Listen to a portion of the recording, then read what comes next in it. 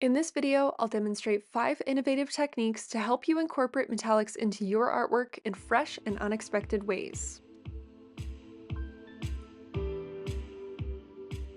Today I'll be working with FineTec, which is an incredibly high-quality paint. They are mica-based and some colors contain precious minerals such as real silver. They're hand-poured in Germany, which is what gives them this unique ripple effect. There are 3 different types of metallic featured by this brand: pearlescent, iridescent, and flip-flop.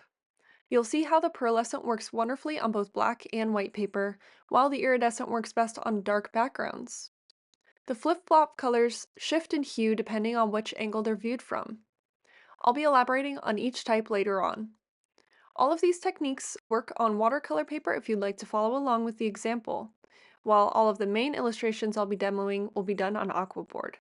Let's kick things off with the first technique, ink plus masking fusion. This technique combines masking fluid, ink, and metallic watercolor. I'll start with a wash of metallics using a mix of pearlescent colors for a rainbow look. Once it's fully dry, I'll apply my masking fluid. A key tip here is to dilute the masking fluid with a little bit of water so that it won't lift up the metallic underneath.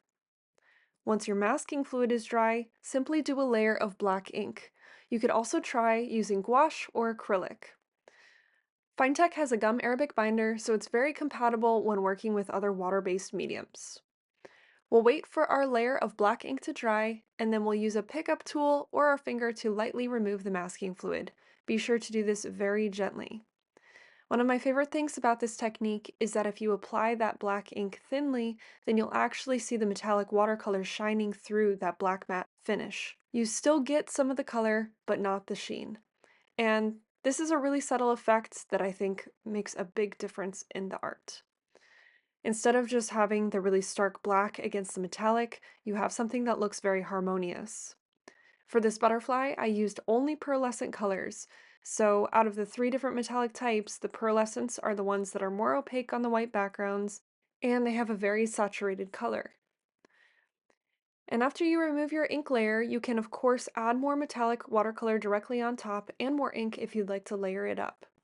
They work really well with each other and are very compatible. Next up is Etched Metallic. This technique is similar in the way that the metallic is applied as the base layer, and the next layer is a layer of ink. It then involves using a sharp tool to carve into the ink, revealing the metallic watercolor underneath. The result is a really beautiful textured element where the metallics peek through. It's a fantastic way to create fine details and intricate textures. We're going to begin with our wash of metallic. Once fully dry, we'll then apply our layer of ink. Once your ink is fully dry, that's where the magic happens.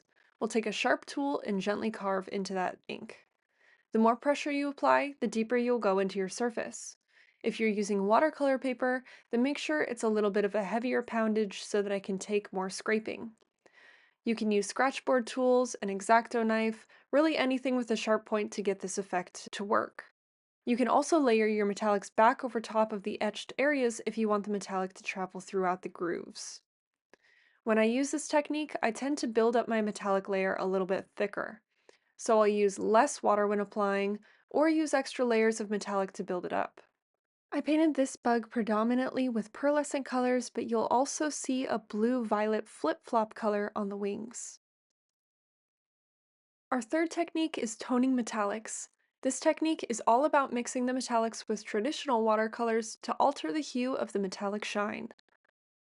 I thought it would be most beneficial to show you how you can mix just 3 primary colors with both a silver and a gold so that you can see how a cool and warm metallic tone will look mixed with the standard colors.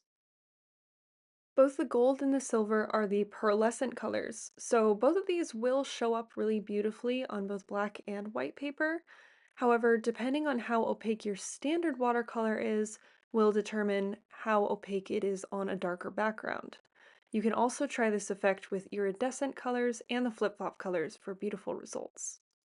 So for this painting of the beetle, instead of using yellow, I'm going to replace my yellow with the gold. And if there's any areas that are cool that I want metallic, then I'll drop in the silver instead. My favorite thing about mixing traditional watercolors with metallic is that you can really choose how much metallic goes into each color. So if you want a very subtle effect, You can add just a little bit of standard watercolor into the metallic, or if you want to completely change the hue of the metallic, you can add a lot of standard watercolor. You can also get really gorgeous results by glazing either the standard watercolor on top of the metallics or vice versa. Our next technique is alternative strokes. This is where we get creative with our tools. Instead of using traditional brushes, we'll use a variety of mark making. It opens up a whole new world of textures, effect, and painterly strokes. It's a great way to break free from traditional brushwork and give your metallic an unexpected flair. I love to use things that are just kind of lying around my studio to see what different strokes I can get out of them. Try using things like dip pens, either traditional or glass. You can use a toothbrush, a Q-tip. Also, I'd really recommend trying a water brush. Just add a little bit of extra water onto your pan and suck the mixture up into the brush.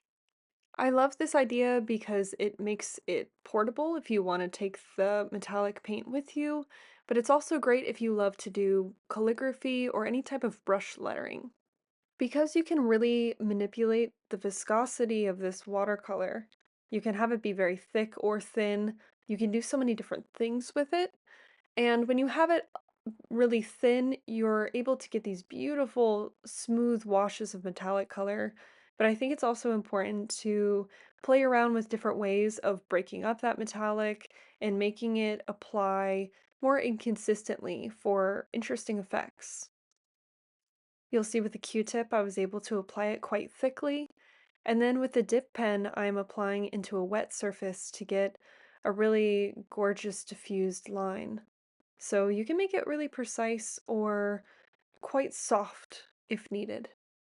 I love using different tools around my studio because every stroke, every layer has potential to surprise you with something beautiful and unexpected. And finally, we have metallic pastel. This technique takes your metallic watercolors in a completely different direction by using them dry, like a pastel or other dry media. This is a fun way to use the remaining bits of a well-loved color. By breaking off pieces of the watercolor and applying them directly to the paper, you get a hard, dry texture that still captures a metallic finish. It's a fantastic way to add choppy blends or subtle sheen to areas of your work. Try dipping the dry pastel in a bit of water for a softer, more creamy dry media effect. You can also pre-wet the paper with a watercolor wash and then directly apply the metallic on top. You'll notice that the more water you add to the metallic, either on the surface of the paper or by dipping the metallic in water, you're going to get more of that creamy effect. Try using this technique on different textured papers and surfaces for varied outcomes. For this insect, I'm painting a base layer with standard watercolor and ink. I want the blacks to be very high contrast so that when I use my blue iridescent metallic as a dry pastel, I'm able to get a really beautiful built-up blue milky metallic sheen on those darker areas. Remember that iridescents work better on dark backgrounds, so it's going to show up less on the actual blue and more on the black, which makes for a very fun effect without having to be too particular on where you place it. You'll notice how the surface of the aqua board is picking up a little bit extra of the dry watercolor, so surface has a lot to do with how your end result will turn out. There's no denying the magic of metallic watercolors. They have the ability to bring your artwork to life with a touch of shimmer, so don't be afraid to experiment and see where it takes you.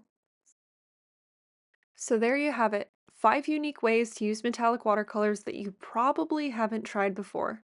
From etching and carving to using alternative tools and breaking down the metallics into pastels, these techniques offer a whole new dimension to your watercolor work. I hope you're feeling inspired to try some of these wacky techniques in your own work. Thanks so much for watching and happy painting!